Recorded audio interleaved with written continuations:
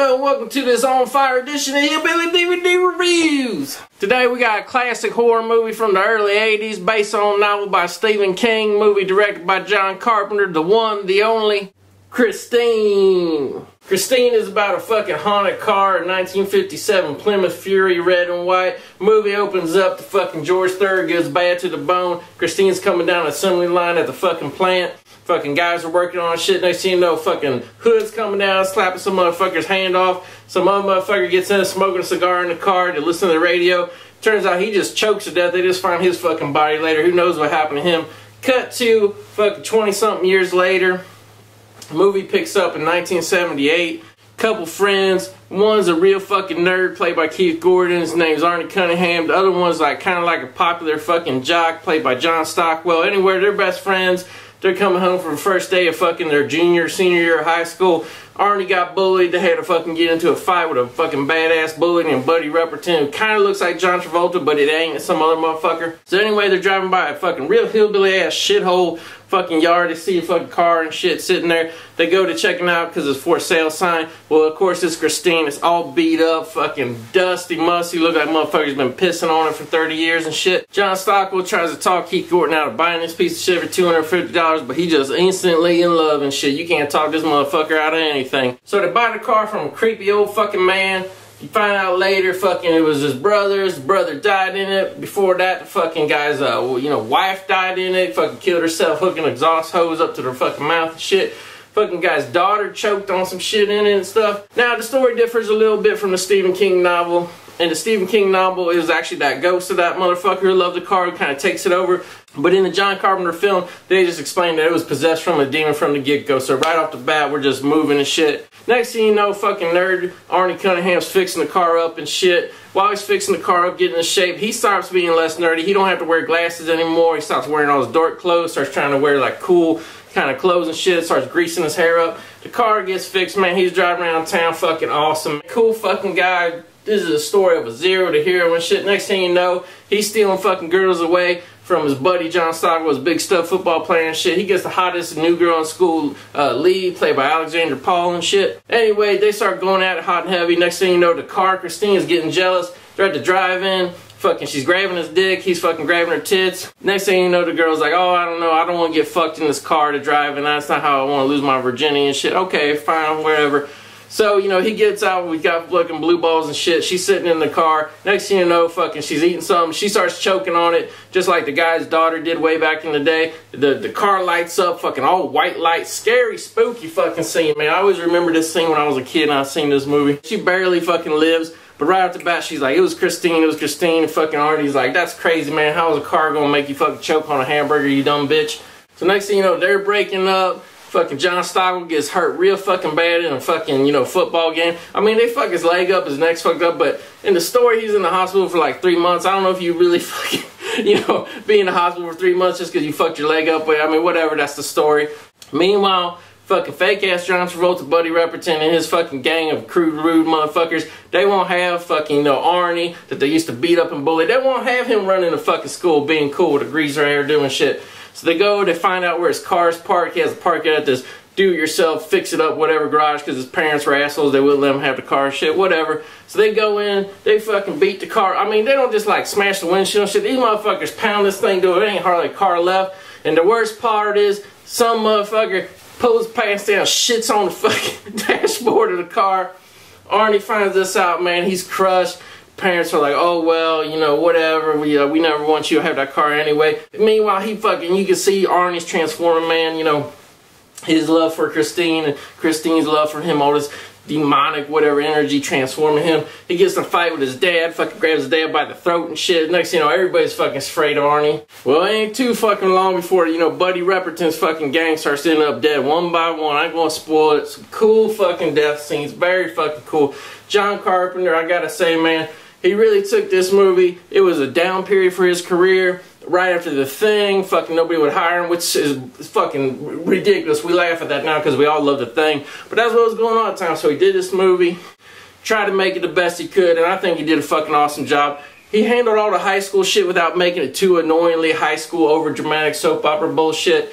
And the fucking terror scenes, the way he films the car coming alive, stalking these motherfuckers. Oh, it's fucking awesome. Basically what the movie comes down to is John Stockwell and Arnie's ex-girlfriend Lee, they realize this motherfucker's getting consumed. Maybe he's killing these motherfuckers, maybe he's not, maybe it's just Christine. You don't really know. The mystery is fucking kept alive till the very end.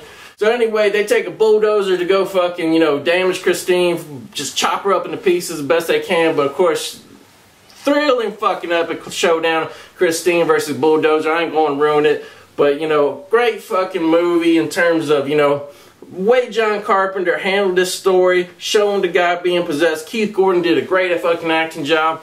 The final showdown, everything, the way they filmed the car. There's some great fucking special effects when the car gets damaged and it starts popping. Like, I mean, this thing's all crushed up, and this before the age of CGI and they show it coming back to life and shit. Fucking awesome, man. The special effects, ingenuity for a 1983 fucking production, amazing and shit. Christine for being fucking terror-filled, classic John Carpenter movie with John Carpenter doing the score, the little fucking shit, you know, when the cars flashing headlights running motherfuckers on. This movie's so good. Fucking Radiohead took the fucking a scene from this movie and recreated it in a video for Karma Police. That's how good this fucking movie is. I love Christine. I love John Carpenter's direction. I love the actors in it, man. Everybody just pulled off a great fucking job. As a movie, I'm going to give Christine a fucking 9 out of 10. It don't get much better than this. Alright, now to the picture and sound, by the way. This is a Twilight Time release, limited to only 3,000 copies, long sold out. I actually got fucked. I did not fucking jump in on time.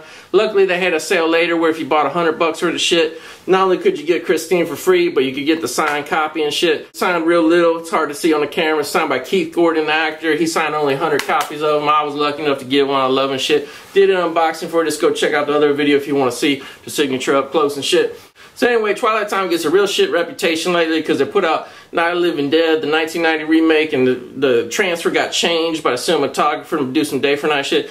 Once again, Twilight Time does not do fucking the actual whatever. These are licensed titles from Sony, so Sony does the mastering and all that shit. So while they got slammed on Night of the Living Dead, they're getting praised. People are like, wow, I can't believe how good Christine looks. You know, Twilight Time. Listen, man. Don't slam them for the bad transfer you like, and don't give them praise for this good transfer. It's all fucking Sony, whatever. Like I said, the good news is a lot of people reporting this is good. And I have to agree, man. It looks really fucking good for a 1983 movie. Colors are really great and bright. I thought the dark level was pretty, black level was pretty fucking good and everything. Had a nice pop to the picture. My only criticism, and it's hard to call it criticism because I don't know, is I didn't see any film grain in this fucking shit. It didn't look real digitally noise reductive, like waxy looking shit, but it just didn't have a level of grain of it. It was kind of suspicious that a movie of this age, it was shot completely on film and shit, did not have really much film or any film grain at all. So, you know, that's my only whatever. When it comes to these classic movies, I want to see the film grain and shit. But a lot of people don't like the film grain. Sony's been known to tweak shit a little bit here and there, so maybe they tweaked it, maybe they didn't. Maybe it was just a clean fucking print with no film grain. I don't know fucking know, but it is suspiciously really fucking clean for an older movie. The sound, they got DTS HD Master Audio sound and shit. Fucking sounded real good. Some people complained it wasn't surround sound heavy enough and shit. Listen, man, this is a 1983 movie. They probably took it from mono or stereo and some shit. The songs and stuff in the movie are in surround. You know, most of the other stuff is in the front channels. I thought it was a good remaster. It wasn't too gimmicky. Didn't try to step too out of line with the original soundtrack was like. So, Christine, being a nice, clean, clear picture and having pretty decent surround sound remaster for an older movie, I liked it a lot, man. I gotta give it fucking 8 out of 10.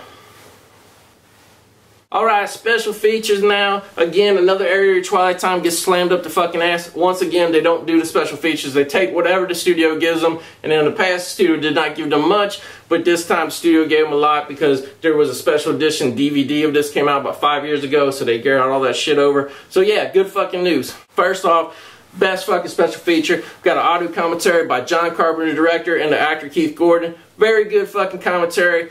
You know, John Carpenter is known for being one of the first big name directors to do commentaries way back on Laserdisc and shit. You know, he's known for doing great ones. He don't disappoint here. Him and Keith Gordon, they keep the conversation going. And what's interesting is Keith Gordon actually became a director since filming this movie and shit. So Carpenter actually asked him like questions about his directing career. So it really is more like two directors sitting down talking about the movie, talking about their shared experiences making the movie shit. I liked it a lot. We also got the isolated score track, fucking showcase, you know, you watch the movie, there's no sound, there's no dialogue, there's no sound effects, just the fucking score is laid out throughout the movie. Very fucking cool. I found this feature great on the Night 90 disc, and it's really cool here too. I really love John Carpenter's minimalistic synth score. You know, I'm a big fan of his music and shit, so of course I'm gonna love that. There's also deleted and alternate scenes. Really, it's mostly extended versions of the scenes you already seen in the movie. All there's 2 or 3 like little short ones that I thought was really good. You know, kind of could have been in the movie and shit, but I mean, whatever. But still, about 25 minutes deleted scenes. Fuck it, I'll take it. It was interesting to see that shit. And then they got 3 different featurettes, which really, it felt more like a 30-minute documentary, just chopped up into, like, you know, little chapters or whatever, but it was cool. The first part is called Ignition. It's all about the screenplay and, you know, how they got it from Stephen King, got John Carpenter involved and shit, just kind of the beginning of production of the movie. The middle featurette called Fast and Furious is really about the production of the movie. They have interviews with John Carpenter, Keith Gordon,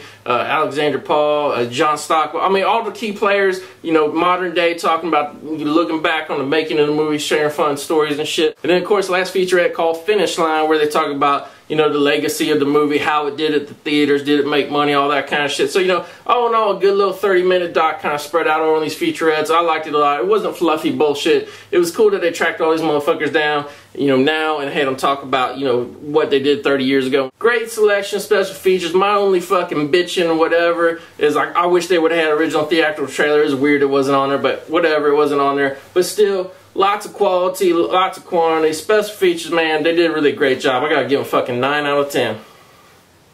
One last thing before I go. I don't usually do this. I usually don't plug motherfuckers, but I think this is great.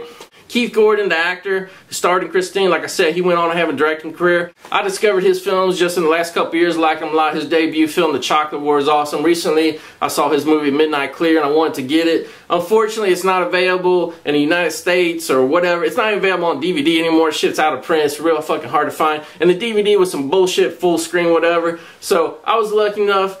Over in the UK, they did a special edition of it last year. They got fucking, you know, commentary and shit. It's on Blu-ray and stuff. So his second movie, Midnight Clear, great fucking war movie. Great, I was happy to have it. But the reason I bring this up is not just because I got that, I'm happy to have it, but who I got it from. On eBay, man, I gotta give big props up. Fucking 666 Media. Out of the UK, man, these motherfuckers. I was happy to get this fucking movie and this great, you know, edition, high def for the first time ever, widescreen Blu-ray and shit.